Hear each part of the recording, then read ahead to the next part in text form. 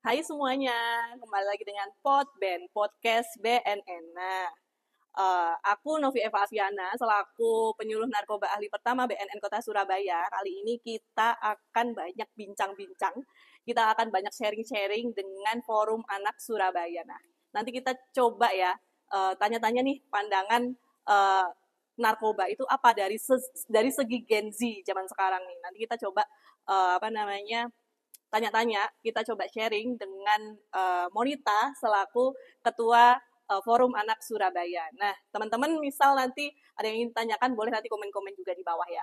Oke, nah selamat datang Monita dari Forum Anak Surabaya. Monita, boleh dong diceritain awal mula, atau mungkin perkenalan dulu ya, Monita itu siapa, kemudian awal mula ikut Forum Anak Surabaya itu kapan? Gitu. Halo semuanya, teman-teman yang lagi menonton di rumah. Perkenalkan, aku Monita Rizkia Taufani, biasanya dipanggil Momo, dan aku sebagai Ketua Umum dari Forum Anak Kota Surabaya. Salam kenal! Jadi awal mula aku join Forum Anak Surabaya itu dari tahun 2023, jadi tahun ini adalah tahun kedua. Ya, 2023 ini adalah tahun ke 2024 ya 2023. Jadi tahun ini adalah tahun kedua istilahnya. Untuk aku join di Forum Anak Surabaya, dan awalnya join itu sebatas karena lagi gak ada kerjaan aja. Kenapa? Soalnya pas SMP dulu ikut OSIS, tapi begitu masuk SMA gak ikut OSIS, akhirnya jadi ngerasa gak bersosialisasi sama orang, terus takut skill sosialisasinya menurun ya. Iya, akhirnya aku punya nih satu teman SMP yang udah join fast duluan sebelum aku. Terus aku bilang ke dia kalau ada info open recruitment please kontak aku pengen ikut juga. Terus dia bilang, ada nih bakal oprek bulan ini, kamu jangan lupa ikut ya. Dan akhirnya aku ikut, alhamdulillahnya keterima. Terus ketika periodenya udah selesai, umur aku masih cukup untuk ikut Forum Anak lagi, aku ikut dan akhirnya aku sini sama teman-teman. Oke, nah itu ya. Kalau Forum Anak Surabaya sendiri itu pertama kali dibentuk itu kapan sih? Dari buklet yang udah aku baca, Forum Anak Surabaya itu dibentuk tahun 2008. Jadi udah cukup lama, kayak teman-teman di sini pada belum lahir ya. Aku baru umur setahun pas itu. Oh, kamu berapa? Aku mau jalan 18. Oke, masih muda sekali ya. Sobat bersinar. Kita sekarang dengan Gen Z nih. Nah, betul. Jadi Forum Anak sendiri itu udah dibentuk setahu aku dari tahun 2008, yang mana sekarang mungkin kalau diusiakan sudah menginjak umur 17 tahun ya teman-teman. Dan Forum Anak sendiri itu adalah forum yang menjembatani anak-anak di Kota Surabaya kepada pemerintah. Jadi ketika anak-anak di Kota Surabaya punya suara dan punya aspirasi yang ingin disampaikan, Forum Anak Surabaya itu bisa menjadi penjembatan antaranya. Jadi ada forumnya. Betul. Ya. Nah, Monita, aku mau tanya nih. Nah, kalian kan walaupun anak ya statusnya, tapi kan juga sebagai remaja ya. Betul. Remaja sekarang. Nah, remaja di Kota Surabaya sendiri, menurut Monita, permasalahan yang kompleks untuk remaja di Kota Surabaya itu apa menurut kalian? Menurut kami sendiri sebagai anak yang lagi kita benar-benar hadapin dan agak bingung itu mungkin krisis identitas kali ya. Dimana kita masih bingung nih sebenarnya kita mau ngapain, hidupnya mau dibawa kemana, kita sukanya apa. Kadang sebagai anak sendiri, diri kita sendiri itu juga belum tahu kita tuh mau arahnya tuh mau kemana gitu. Bahkan sesimpel memilih jurusan IPA atau IPS aja kita bingung kadang. Jadi krisis identity itu benar-benar lagi marak banget mungkin ya, dan itu akan selalu terjadi mungkin kepada generasi-generasi selanjutnya. Nah, mungkin yang bisa kita hadapi untuk mengatasi itu ya dengan cara pendekatan kepada diri sendiri ya. Mungkin meskipun terkadang banyak banget orang-orang yang ngerasa aku nggak tahu nih diriku sendiri tuh mau ngapain, aku nggak tahu sebenarnya aku tuh sukanya apa, tapi ya itu adalah fase yang harus kita lewati sebagai remaja. Betul, dan itu adalah fase remaja dan itu normal ya. Normal. Remaja dalam kebimbangan, keresahan itu sangat normal, tapi jangan sampai kebimbangan dan keresahan itu nantinya membawa kita ke dampak yang buruk, negatif. Nah, betul. Salah satunya terjerat penyalahgunaan narkoba. Monita tahu nggak sih narkoba itu apa? Kalau dengar kata narkoba tuh yang ada di pikiran Monita apa? Oke, narkoba sendiri itu kan ada kepanjangannya ya, narkotika, psikotropika, dan bahan adiktif. Betul. Nah, di dalam narkoba itu pasti ada banyak jenisnya ya. Bahkan rokok itu aja sudah termasuk narkoba. Jadi menurut aku adalah sebuah kasus yang sangat krusial di mana ketika anak-anak remaja itu merasa mereka nggak tahu nih identitasnya mau dibawa kemana, nggak tahu sukanya apa, dan lebih cenderung suka ngikutin orang lain, suka ngikut FOMO teman-temannya, ya. FOMO, fear of missing out. Jadinya ketika teman-temannya ada yang nyoba ini, kok kayaknya nggak gaul ya kalau aku nggak ikut coba gitu. Nah, mungkin nih ada kasus ketika teman-temannya iseng nyobain rokok gitu. Mungkin anak-anak sekarang di usia yang masih sangat muda, masih usia sekolah, itu mereka cobain rokok, somehow udah agak dinormalisasi karena saking banyaknya. Padahal di lingkungan aku sendiri, yang lingkungan keluarga, aku nggak pernah menemukan hal seperti itu. Tapi ketika aku berada di lingkungan yang lebih luas, seperti halnya sekolah, aku sering tanya ke teman-teman, kalian mulai ngerokok dari kapan? Dari SD, dari SMP, dan itu cukup bikin aku kaget ya, karena ternyata apa yang aku rasakan itu nggak sama seperti yang apa mereka rasakan. Apa yang aku alami itu belum tentu mereka alami juga gitu. Dan aku ngerasa cukup kaget karena lingkungan yang aku tinggali itu tuh nggak sama kayak lingkungannya mereka. Dan mungkin awalnya aku agak bingung dan agak judging ya. Kenapa? Karena kenapa kok kalian sangat mudah untuk mencoba hal-hal yang sepertinya kita semua tahu kalau itu tuh buruk gitu. Buruk bagi diri kita sendiri maupun orang lain. Seperti halnya kalau misalnya kita coba rokok, yang nggak ikut ngerokok itu tuh juga menjadi perokok pasif kan. Dan itu akibatnya akan sama buruknya seperti perokok. Nah, kadang aku bingung banget nih sama teman-teman yang masih mencoba hal-hal baru yang sebenarnya buruk, negatif, padahal masih banyak loh hal-hal baru lain yang punya dampak positif gitu. Iya, betul sih. Monita tahu nggak kalau ternyata rokok itu adalah pintu masuk seseorang menggunakan narkoba yang lebih tinggi ya. Jadi dari hasil penelitiannya BNN itu ada 3 pintu masuk seseorang menggunakan narkoba. Yang pertama ada rokok, yang kedua adalah minum minuman keras, yang ketiga ada nongkrong yang tidak jelas gitu.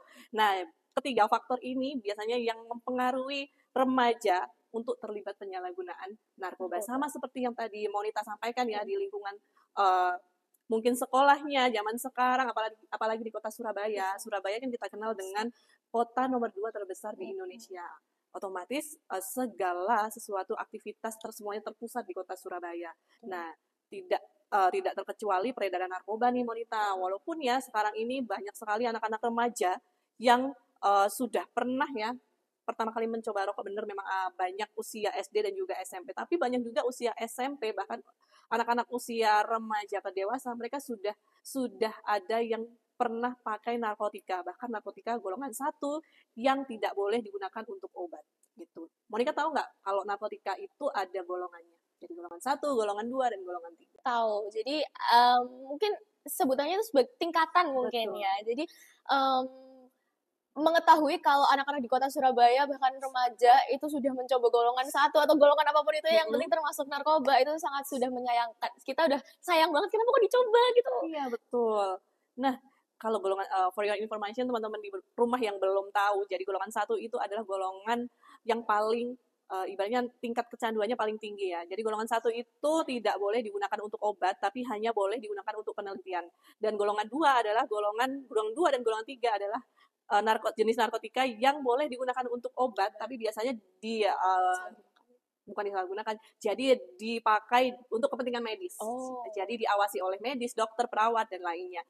Golongan 1 itu hanya boleh digunakan untuk penelitian saja. Nah, ternyata hasil dari kita banyak berbincang ya dengan para guru, dengan murid-murid yang ada di kota Surabaya, ada banyak juga sih masyarakat remaja di kota Surabaya yang memang sudah pernah pakai jenis narkotika gitu loh. Kalau rokok itu masuknya ke bahan adiktif. Jadi kalau Monita itu sering dengar yang namanya ngelem, kemudian ya menghirup bensin untuk menghasilkan efek memabukan, itu masuk kategori bahan adiktif yang disalahgunakan. Lem kan boleh digunakan kan Monita? Iya boleh. Kita kalau ngerjain tugas pakai lem kan ya teman-teman, nggak buat dihirup tapi. Nah itu kayak yang disalahgunakan. Nah terus gimana sih caranya Monita kalau ada temen yang menyalahgunakan narkotika ya, bukan rokok lagi nih. Misal Monita punya temen, dia pernah cerita pakai mungkin jamur kotoran sapi, tahu nggak? Pernah dengar, tapi untuk bentuknya gimana dan cara penggunaannya belum tahu nih. Nah, magic mushroom ya yang sering dipakai teman-teman itu usia remaja, nggak cuma remaja aja sih sebenarnya, tapi gampang didapatkan karena jamur kotoran sapi itu, kalau kotorannya sapi itu mengering nanti ada tumbuh jamurnya. Nah itu disalahgunakan orang-orang untuk mengakibatkan efek halusinasi akut gitu. Nah kalau misal ada temennya Monita nih yang pakai jamur kotoran sapi dan dia menghasilkan efek halusinasi dan itu merugikan teman-teman wanita. Terus pendapat kamu kayak gimana? Oke, pertama mungkin ketika dia cerita atau bahkan langsung menunjukkan kalau dia pakai itu secara terang-terangan ke aku, mungkin aku akan sangat amat kaget.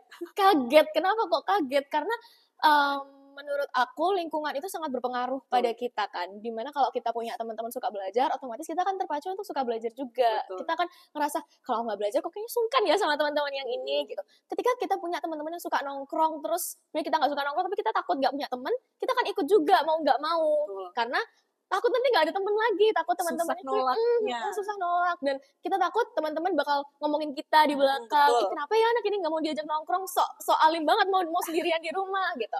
Itu adalah salah satu problem yang mungkin sering kita jumpai gitu, karena bahkan banyak banget loh sebenarnya orang-orang yang mengesampingkan sebenarnya mereka tuh sukanya apa, positif, tapi karena teman-temannya itu suka hal-hal lain dan itu adalah sebuah mayoritas, majority, mereka akan ngikut ke teman-temannya meskipun itu punya dampak yang negatif. Betul.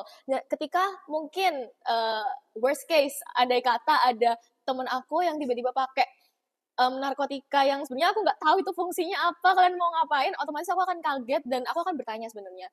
Aku akan tanya, kenapa sih kok kamu pakai narkotika itu? Kenapa kok kamu memutuskan untuk istilahnya kecanduan sama hal-hal seperti itu, padahal masih banyak loh hal-hal lain yang bisa kamu cobain selain itu. Kalau kamu stres atau kamu butuh teman-teman untuk diajak cerita, butuh teman untuk diajak nongkrong yang baik-baik, bisa hubungi yang lain, jangan ikut yang jelek-jelek. Dan mungkin aku akan tanya, di mana kok bisa dapet itu? Apakah itu diperjualbelikan dengan legal atau mungkin lebih luas lagi? Aku akan tanya lebih jelas tanpa mungkin mengintervensi dia ya, karena kalau kita intervensi mereka akan ngerasa oh ternyata salah banget dan aku nggak akan mau cerita ke orang ini lagi, aku akan nutupin kasus ini dengan diriku sendiri atau bahkan orang-orang yang memang punya interest yang sama kayak aku, sama-sama suka ngelem, sama-sama suka narkoba gitu. Jadi aku akan bertanya baik-baik mungkin ya, meskipun sebenarnya akan sangat susah dilakukan karena kaget ya mau nggak mau. Dan biasanya juga teman-teman yang dia pakai narkoba ya, dia akan lebih sensitif nih wanita. Kalau dijudge ya secara langsung, oh kamu pakai narkoba, kayak kita bilang oh kamu maling ya gitu kan. Jadi mereka akan lebih sensitif biasanya terhadap penilaian orang lain. Nah tapi in real life ya, wanita pernah nggak menemukan temen yang pakai narkoba, bukan narkotika aja, yang mungkin pil oplosan atau mungkin minuman keras? Oke. Alhamdulillahnya in my society belum ada yang blak-blakan nunjukin ke aku. Meskipun mungkin mereka kayak kadang kalau pas aku masih sekolah dulu pas aku masih sekolah kemarin, teman-teman tuh ada yang kayak suka bercanda gitu ya, ngajakin teman-teman yang lainnya nanti pulang sekolah minum-minum atau apa, meskipun aku nggak tahu sebenarnya itu mereka beneran atau bohongan. Cuman untuk yang secara blak-blakan nunjukin ke aku kalau mereka menggunakan narkoba sampai mereka kecanduan parah, itu alhamdulillahnya belum ada ya. Jangan sampai ada. Ya. Betul. Tapi memang sih kita memang tidak bisa ya menstop temen yang punya dampak negatif ke kita. Betul. Memang semakin kita besar, semakin kita bertambahnya umur ini, kita akan banyak menemui orang-orang dari berbagai macam latar belakang. Apalagi Monita nih sebentar lagi mau kuliah. Nah, teman-temannya nggak cuman seperti yang di SMA aja. Jadi nanti waktu kuliah itu akan banyak sekali bertemu orang-orang dari berbagai macam latar belakang, berbagai macam suku. Nah, mungkin tidak bisa saja tidak satu visi, tidak satu misi, berlawanan. Nah, mungkin nanti Monita nih, kalau aku sampaikan, mungkin nanti bisa perkuat iman dan takwa kepada Tuhan. Nah, selalu ingat orang tua nih yang di rumah, karena kita akan berhubungan dengan berbagai macam orang, dan kita juga pastinya kita nggak muna lah ya terpengaruh dengan yang namanya sosial media, apalagi internet zaman sekarang nih, gitu kan. Nah, Monita tahu nggak kalau kita podcast ini itu dalam rangka Hari Anti Narkotika Internasional nih. Hani. Pernah ya Hani 2025. Pernah dengar nggak sih Hani itu? Hani panggilan ya, Hani Madu bukan. Jadi pernah dengar, cuman mungkin apa ya, ketika aku sekolah dulu banyak banget nih sosialisasi tentang narkoba. Oh, dulu sekolah di mana? Dulu SMA 4. Oh, SMA 4. Iya. Oh, sama dong kayak ibu ketua tim kita, alumni SMA 4 juga. Alumni SMA 4 ini jos-jos ya. Iya, aku sekolahnya di SMA 4 dulu, SMA-nya, dan pernah pas itu kalau nggak salah pas MPLS ya, awal aku masuk kelas 10 itu tuh ada sosialisasi tentang narkoba.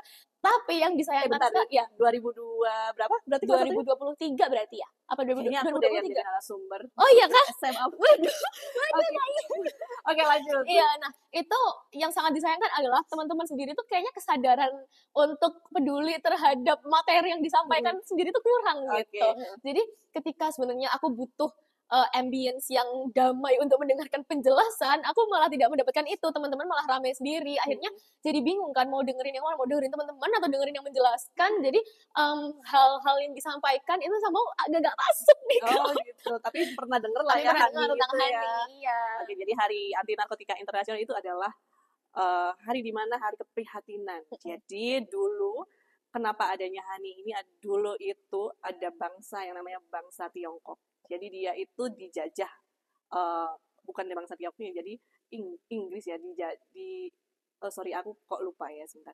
Oh jadi Tiongkok ini dijajah oleh bangsa lain, dijajahnya itu dalam hal narkotika ini. Jadi warga Tiongkok ini dia sampai menjual harta bendanya untuk dia mendapatkan yang namanya narkotika itu. Dan pemimpinnya itu sampai mengerahkan seluruh masyarakatnya, ayo kita perang melawan narkoba. Jadi timbullah Hari Anti Narkotika Internasional. Jadi sebenarnya hari keprihatinan ya, bukan sebuah perayaan, betul. Dan kami di sini selalu memperingatinya di tanggal 26 Juni. Betul, besok habis ini ya.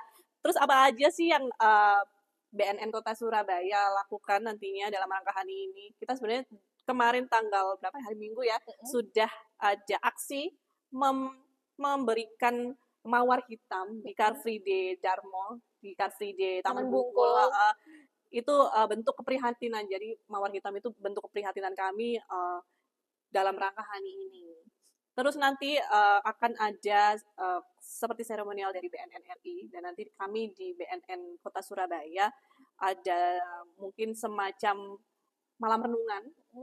Di tanggal 26 malamnya itu ada malam renungan di kantor aja sih, dengan mengundang beberapa stakeholder dari BNN sendiri. Nah, kalau di Kota Surabaya sendiri, kamu pengennya nih dalam rangka Hani ini, walaupun nggak tahun ini ya, jadi tahun depan misal ada peringatan Hani, ada nggak pesan yang bisa disampaikan ya untuk Kota Surabaya sendiri? Mungkin mengetahui bahwa sampai sekarang pengguna narkoba itu masih ada di Surabaya dan tidak bisa dipungkiri itu bahkan dari usia yang masih sangat kecil, dari SD, SMP, SMA hingga orang-orang dewasa itu tuh masih menggunakan narkoba di Kota Surabaya. Itu sangat amat menyedihkan untuk didengar, akan sangat amat disayangkan karena Kota Surabaya itu adalah kota yang maju ya teman-teman, kota metropolitan di mana seharusnya kita tuh memberikan contoh yang baik kepada kota-kota yang lainnya supaya kita bisa menjadi kota layak anak di tingkat dunia lebih lanjut nih, karena Kota Surabaya itu sudah menjadi kota layak anak tingkat dunia teman-teman. Jadi akan sangat amat sedih banget kalau misalnya ternyata Surabaya masih banyak pengguna narkobanya dari segi anak-anak. Dan itu tuh pengguna narkoba mungkin mereka menggunakan narkoba karena banyak sekali faktor ya, dari keluarga bisa, dari sosial media bisa, mungkin dia juga sedang merasa gak enak situasi hidupnya, jadi dia melampiaskan itu dengan coba-coba narkoba. Mungkin yang akan aku sampaikan kepada pemerintah Kota Surabaya sekaligus warga-warga di Kota Surabayanya, boleh tolong untuk segera stop ya teman-teman, karena nggak ada gunanya untuk pakai narkoba. Semakin cepat kalian berhenti, semakin bagus kualitas hidup kalian nanti. Oke, dan di Kota Surabaya sendiri kita sudah punya dasar hukum nih Monita, ada Perwali, ada Perda tentang P4GN, kemudian ada tim terpadu P4GN. Jadi kami berharap sih semua masyarakat Kota Surabaya mau bersama-sama untuk memberantas peredaran gelap narkotika yang ada di Surabaya. Nah, awareness ya berarti. Balik lagi nih ke tema Hani. Jadi tema Hani tahun ini itu memutus mata rantai peredaran gelap narkotika melalui pencegahan, pemberantasan, terus rehabilitasi menuju Indonesia Emas 2025. Nah, kalau menurut FAS sendiri, bagaimana sih caranya memutus peredaran narkotika di lingkungan anak-anak? Kita sebagai anak-anak otomatis menjadi orang yang akan mereka percaya karena merasa kita sama-sama anak-anak, kita adalah teman-teman yang paling dekat dengan mereka. Kita nggak usah muluk-muluk ke satu Surabaya langsung, tapi kita bisa mulai dari step yang paling kecil, yaitu sekedar bilang ke teman-teman paling dekat dengan kita kalau sebenarnya kita nggak usah coba-coba narkoba. Dan ketika kita udah memberikan pemahaman yang bisa mereka pegang kalau misalnya narkoba itu buruk, narkoba itu tidak boleh digunakan, otomatis mereka sudah punya pegangan itu. Mereka nggak akan coba. Dan nanti kita bisa nih sebar-sebar ke teman-teman yang lain. Jadi itu bisa dari hal-hal terkecil, yaitu sebar dari mulut ke mulut ya. Kita bisa ngomong, nggak usah kita sampai bikin mungkin kayak sosialisasi gede-gedean. Kita bisa mulai dari hal yang paling kecil dulu. Betul, mungkin kita bisa nebeng juga nih konten di Instagramnya Forum Anak Surabaya ya tentang pencegahan narkoba sendiri. Karena kenapa? Karena ternyata anak-anak itu yang paling rentan dalam peredaran atau penyalahgunaan narkoba. Terkadang anak-anak ini belum paham atau belum tahu efek yang akan ditimbulkan jika kita menyalahgunakan narkoba ini. Memang sih Monita, kita kalau pakai narkoba ya nggak bisa terlihat efeknya ya 1-2 hari, nggak bisa langsung terlihat efek yang buruk di dalam tubuh. Tapi misalnya nanti 5-10 tahun ke depan baru tuh terlihat dampak buruk bagi kesehatan kita, entah itu komplikasi dalam kesehatan, adanya penyakit nantinya, seperti itu. Nah, nah untuk Forum Anak Surabaya sendiri, bagaimana sih kita sebagai BNN ya menjangkau Gen Z yang ada di Surabaya dengan pendekatan seperti apa kira-kira agar anak-anak di kota Surabaya ini mau aware nih dengan penyalahgunaan narkoba. Jadi sebagaimana kita Gen Z sendiri ya, aku sangat menyadari bahwa kita itu nggak akan bisa lepas dari yang namanya media sosial. Dimana setiap hari kita pasti pegang HP, kita punya media sosial baik itu Twitter, Instagram, YouTube, TikTok yang lagi benar semua orang pakai. Nah, menurut aku BNN sendiri bisa melakukan usaha dengan membuat konten yang menarik dari segi apapun itu, mungkin copywritingnya, terus editannya, dan topik yang dibahas itu tuh bisa dikemas sebaik mungkin biar anak-anak, biar Gen Z itu tertarik untuk melihat. Karena kalau di konten sebentar TikTok aja banyak di skip sama orang, kita kan banyak scroll dumping gitu. Kita banyak scroll tanpa sebenarnya kita tahu kalau itu semua akan masuk ke dalam otak. Itu semua akan kita cerna, dan kalau kita scroll terlalu banyak, itu tuh otak kita akan susah menerimanya. Untuk konten sebentar itu aja banyak banyak anak-anak yang masih banyak langsung scroll tanpa melihat. Apalagi ketika nanti kita mau bikin video yang konsepnya panjang banget kayak di YouTube gitu. Kayak sebenarnya mungkin anak-anak itu tuh jarang yang mau nonton podcast. Kalaupun nonton podcast, itu yang ditonton adalah podcast yang isinya drama gitu. Jadi mungkin untuk spread awareness-nya bagi BNN kepada anak-anak itu bisa melalui konten-konten yang menarik gitu. Karena attention span anak-anak yang aku rasa itu udah semakin menurun, dimana kita bisa nih sehari buka HP setengah hari ya, misalnya 12 jam atau bahkan lebih, dan yang kita buka itu adalah konten-konten pendek yang kita bisa langsung scroll tanpa kita pikirin itu bakal masuk ke otak, atau kita pikirin itu dampaknya akan seperti apa. Kita nggak bisa cerna baik-baik gitu. Berarti sama seperti halnya teman-teman FAS juga ya. Jadi apa yang dikontenin di FAS berarti apa yang sedang FYP nih. Betul. Jadi kita sebisa mungkin mengikuti tren, tapi masih tren yang ramah anak gitu. Ya.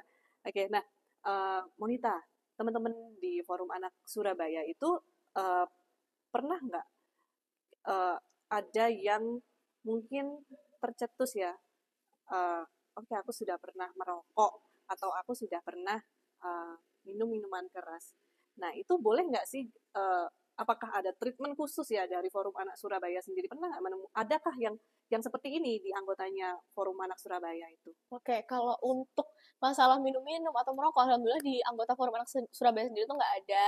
Dan mungkin permasalahan yang lebih sering kita hadapi adalah ketika mereka stres, terus mungkin sorry banget ada yang sampai ingin ngerasa butuh self harm dan lain segala macam. Dan mungkin treatment khususnya adalah sebelumnya kita akan ajak cerita dulu, kita dengerin dulu mereka maunya apa, dan kalau misalnya kita belum bisa mendampingi lebih lanjut, kita akan ajarkan mereka untuk ke psikolog, psikiater yang lebih profesional daripada kita, karena kita sebagai anak-anak juga nggak bisa self diagnose kan, kita nggak bisa langsung bilang ke mereka kamu kayaknya bipolar gitu, nggak boleh. Jadi kita harus tetap memberikan saran ke mereka kalau memang dirasa ini sudah lebih buruk, udah rasanya nggak bisa diatasi lagi, boleh ke psikolog, psikiater.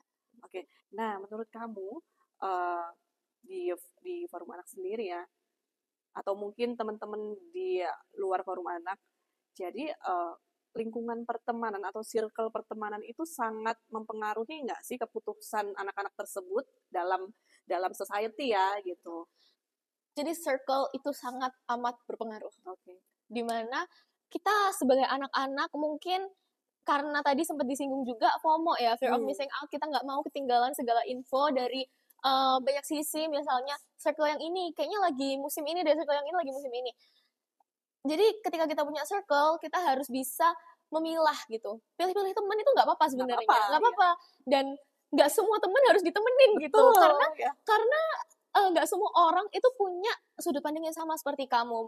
Mungkin ketika kamu berpikir narkoba ini nggak boleh, kita harus menjauhi narkoba. Tapi ada satu teman yang kayaknya setiap hari kita harus mengkonsumsi narkoba deh. Terus kamu pengen banget nih temenan sama orang ini karena ya nggak tahu, karena mungkin rasa cocok aja ya dari segi pertemanannya, pergaulannya mungkin rasa cocok. Tapi ternyata kita punya visi yang berbeda, pandangan yang berbeda tentang narkoba. Dan kita nggak boleh nih mengesampingkan pandangan kita tentang narkoba itu nggak baik dan kita malah ngikut ke mereka. Jadi kita harus punya apa itu namanya? Kita harus punya pegangan, kita harus punya pandangan, dan kita harus punya sesuatu yang bisa kita pegang dan kita nggak akan boleh lepasin itu. Principle.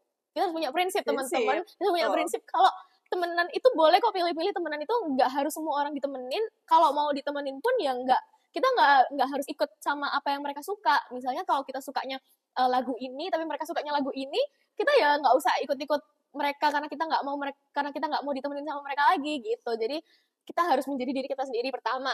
Lalu yang kedua, kita harus punya prinsip. Betul. Gitu. Nah, tapi Monita, misal ya ada, walaupun kita nggak boleh nggak menemani teman, tapi kalau ada nih teman kita yang menyalahgunakan narkotika, terus kita pengen nih anak tersebut nggak pakai lagi, terus anak tersebut jadi bersih dari narkoba, terus nggak terpengaruh pengaruh buruk. Nah, kita bisa kok coba bantu si anak tersebut untuk melakukan rehabilitasi. Gitu. Boleh nggak sih di BNN? Boleh banget. Jadi kami ini ada klinik rehabilitasi tapi rawat jalan di Kota Surabaya. Di Surabaya sendiri ada 2 kantor BNN. Ada BNN Kota Surabaya di Jalan Madya 5 nomor 22 Baratajaya Gubeng. Yang kedua ada BNN Provinsi Jawa Timur di Jalan Sukomanunggal nomor 5556 Sukomanunggal. Kita melayani rehabilitasi rawat jalan khususnya anak-anak atau remaja yang sudah menyalahgunakan narkoba. Ayo kita rangkul, kita bantu pulihkan Monita.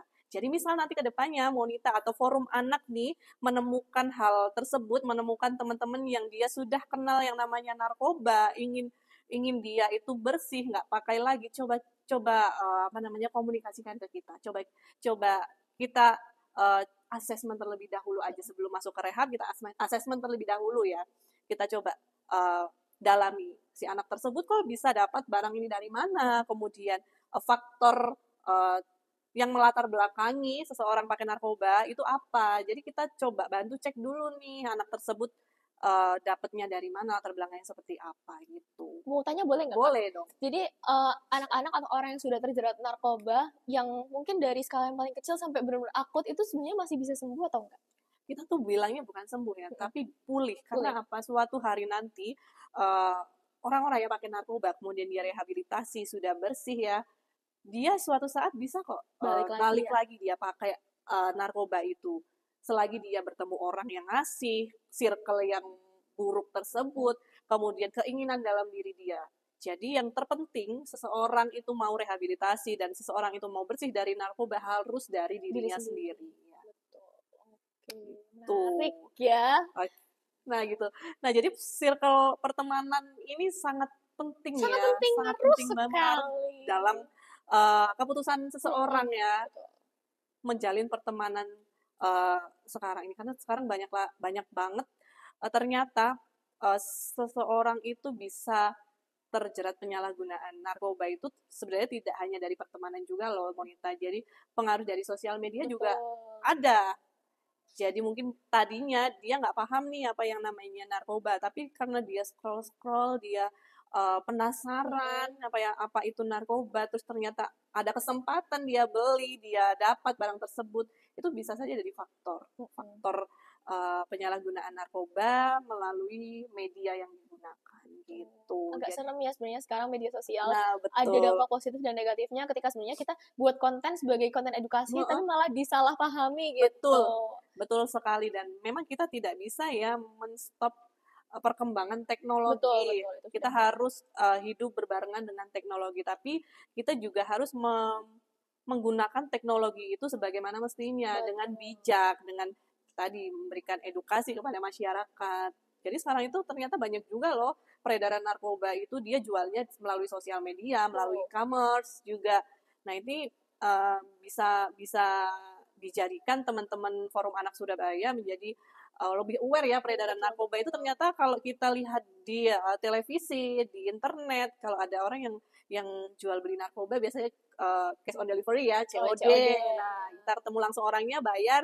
Nah, tapi sekarang itu banyak sekali bisa melalui kurir. Sekarang zamannya ojol ya, bisa melalui GoSend mungkin, GrabSend, atau mungkin bisa melalui e-commerce. Sekarang banyak kok, tapi biasanya dengan kode-kode tertentu.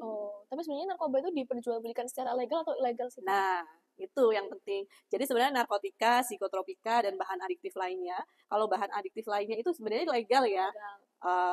Kalau kita gunakan dengan semestinya ya nggak apa-apa, yang salah kan penyalahgunaannya. Tapi sama halnya dengan yang narkotika juga psikotropika. Kalau narkotika psikotropika golongan 1 digunakan hanya untuk penelitian aja, dan itu dengan izin lembaga tertentu, itu boleh aja gitu. Terus narkotika golongan 2 dan golongan 3 digunakan untuk obat tapi diawasi tim medis, itu boleh.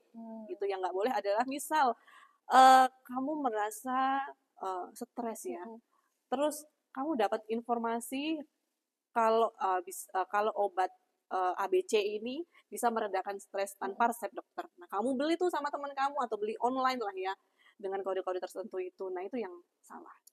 Gitu. Dan itu bisa menyalahi hukum. Nanti kamu bisa ditangkap oleh polisi. Kayak pokoknya kesadaran diri sendiri lah ya. Kesadaran diri individu ya. Individu. Ya boleh nggak sih? Kalau nggak boleh nggak usah dicoba teman-teman. Nah, ini closing statement ya. Jadi menurut Monita sebagai Ketua Umum Forum Anak Surabaya, pesan kamu agar anak-anak di Kota Surabaya itu lebih aware dan lebih paham yang namanya edukasi anti narkoba itu apa? Coba. Oke, teman-teman, di sini kan kita semua masih anak-anak, kita semua masih punya masa depan yang sangat amat panjang, still long way to go to our dreams yang punya akan sangat menguntungkan bagi diri kita sendiri maupun orang lain. Nah, ketika kita, ngapain sih kok kita mau menghancurkan masa depan diri kita sendiri hanya karena narkoba, itu akan sangat amat disayangkan ya teman-teman. Aku harap teman-teman sendiri bisa sadar kalau narkoba itu cuma merugikan diri kita sendiri maupun orang lain. Gak cuma diri kita sendiri yang akan sedih, tapi orang tua, teman-teman juga akan sedih kalau teman-teman terjerat kasus narkoba. Dan semakin teman-teman paham dan aware atas buruknya narkoba, semakin bagus kualitas hidup kalian nanti. Jadi teman-teman bisa mengalokasikan waktu luang teman-teman, gak dengan mencoba narkoba, tapi dengan mengikuti kegiatan-kegiatan yang positif, seperti halnya ikut kegiatan Forum Anak Surabaya. Terus kalau mau ikut Forum Anak Surabaya, kita daftarnya kemana nih Monita? Boleh nanti selalu pantengin IG FA Surabaya, karena kalau kita bikin event, kita kan suka open for public. Jadi teman-teman bisa daftar di situ kalau misalnya ada kegiatan dari FAS. Nanti kalau oprek bisa dicek tahun 2026 ya teman-teman. Ditunggu. Boleh nggak aku ikutan? Kakak kayaknya aduh, kayaknya ini ya. Mungkin anak aku aja. Iya, betul. Ikut ya. Oke, nah ternyata sudah 60 menit kita berbincang-bincang nih Monita. Ya, ternyata nggak berasa ya. Nggak kerasa banget. Boleh nggak kita sama-sama bilang salam sehat tanpa narkoba? Oke, boleh. Tangannya sambil gini tangannya. Kiri apa kanan? Bebas. Mana kanan? Aku kiri. Oke. Salam sehat? Salam sehat tanpa narkoba. Terus sambil bilang Surabaya bersinar, bersih narkoba. Oke. 1, 2, 3. Salam sehat tanpa narkoba. Surabaya bersinar, bersih narkoba. Oke, semuanya, terima kasih sudah mau mendengarkan sharing kita dalam podcast BNN. Semoga kedepannya podcast ini bisa bermanfaat bagi Forum Anak Surabaya, masyarakat Kota Surabaya, dan juga semuanya yang melihat podcast ini. Oke, terima kasih. Bye-bye.